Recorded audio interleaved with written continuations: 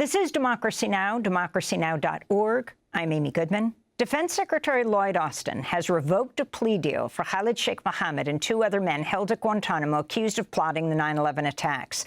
Under the deal, the prisoners had agreed to plead guilty and be sentenced to life in prison. But on Friday, Austin rescinded the deal in a move that will put the death penalty back on the table for the three men. For more, we're joined in Boston by Terry Rockefeller, a member of September 11th Families for Peaceful Tomorrows. Her sister Laura died in the World Trade Center attacks. Terry had supported the plea deal. Here in New York, Shayana Kadidal is the managing attorney of the Guantánamo Project at the Center for Constitutional Rights. Welcome you both to Democracy Now! Shayana, let's begin with you. It was a surprise first to hear this plea deal was worked out. I mean, they've been at Guantánamo for decades, these three men. They stay in prison for the rest of their lives, but death penalty was off the table. And then it was another shock to see that the Defense Secretary, Lloyd Austin, had vetoed the deal. Explain what happened. Sure. Well, first of all, the prosecutors wanted this deal badly, right? Because I think they understood, as anyone else who's observed this process understands, that the death penalty was never going to happen in these cases for a bunch of reasons, right? There's a common misconception that the issue is torture evidence. There's actually a lot of evidence that isn't contaminated by torture, including, pre-detention confessions to Al Jazeera that KSM made, cooperating witnesses, and so forth. The problem is more, when you get to sentencing. When you say torture evidence, you're saying that the fact that, for example, Khalid Sheikh Mohammed was waterboarded about 100 times contaminated his so-called confession. It contaminated a lot of the confessions, obviously, that took place in detention. The military prosecutors have made a great number of attempts to keep some of the confessions that allegedly happened after they were brought to Guantánamo and after the worst of the CIA torture supposedly stopped. And that's one reason these cases have dragged on for so long. But, putting to one side the fact that it would take years to get to trial and years after any death sentence to enforce it, and these defendants are in their mid-50s, there are also problems at the sentencing phase, right? The CIA is never going to want to produce its witnesses. They've already shown that in other cases, witnesses to the torture that the defendants could put on to show what happened to them in arguing for clemency and arguing against the death penalty, right? And then they also fear what the military juries might do after they hear the evidence of torture. And when you say military juries, explain that these are not brought into regular courts. Right. If they had been brought to federal court, we'd get a jury of civilians here in New York. In the military commissions, you get a jury of military officers. But we had a client who was horribly tortured, who pled guilty to some offenses linked to al-Qaeda.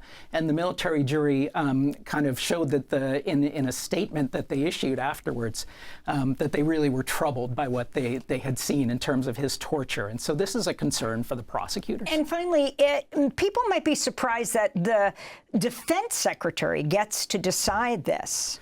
Well, he really doesn't, right?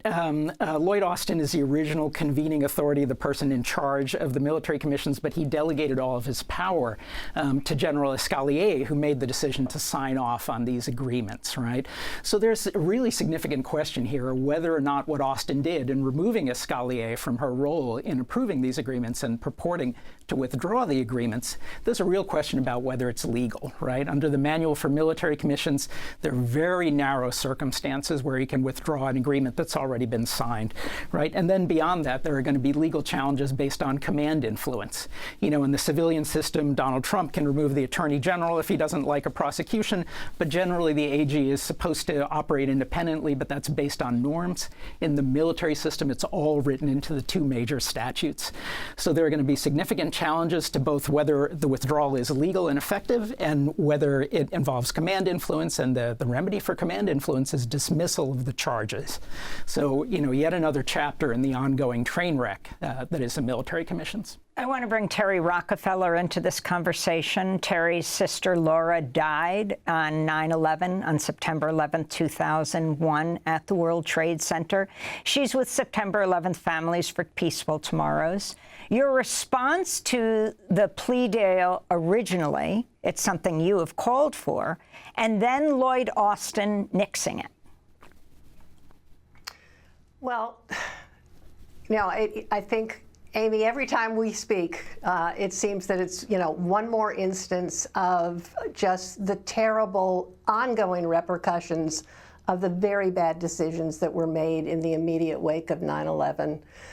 September 11th Families for Peaceful Tomorrows had initially hoped that we would see trials in federal court. We know that the federal courts are very competent in handling terrorism cases and very competent in handling cases where there's a great deal of classified information. That didn't happen. We had politicians in New York blocking that.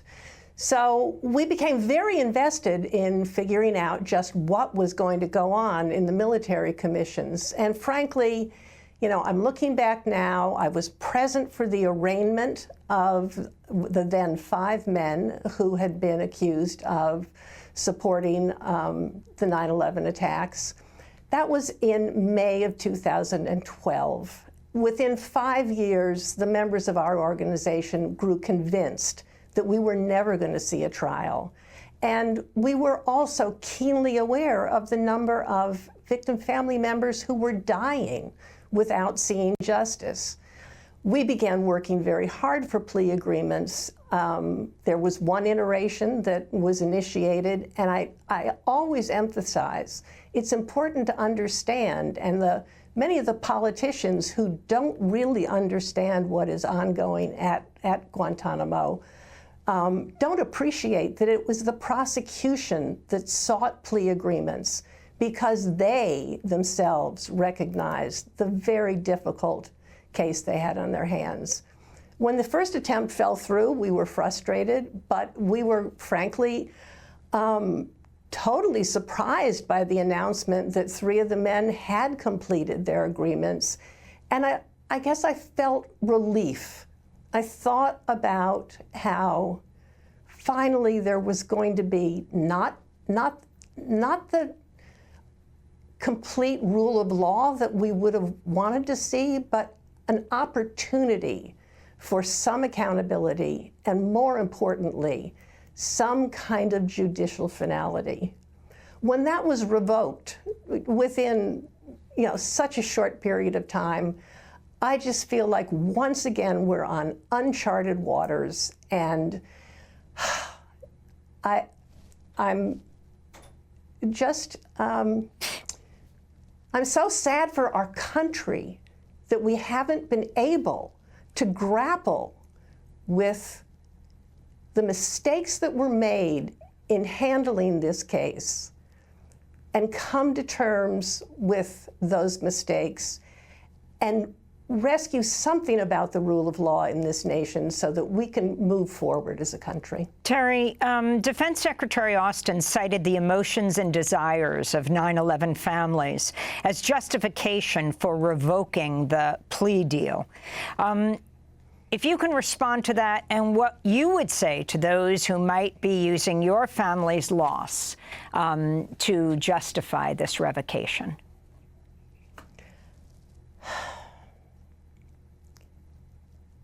I think the range of opinions and feelings among 9/11 family members is so diverse that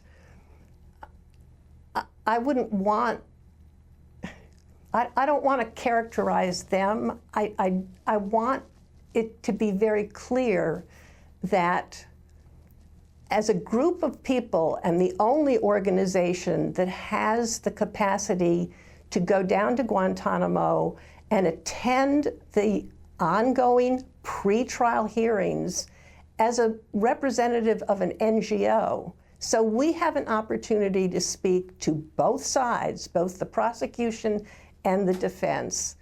And I think that had family members actually gotten all the opportunities that the plea agreement promised us, many, many of them would have been satisfied. The plea agreement included an opportunity for family members to pose questions to the defendants and get those answers within 45 days. Many of the family members who are awaiting trial are really eager to learn about many issues that go far beyond the roles of the 5 men who were accused, now down to 4 men because one of them has been ruled incompetent to stand trial.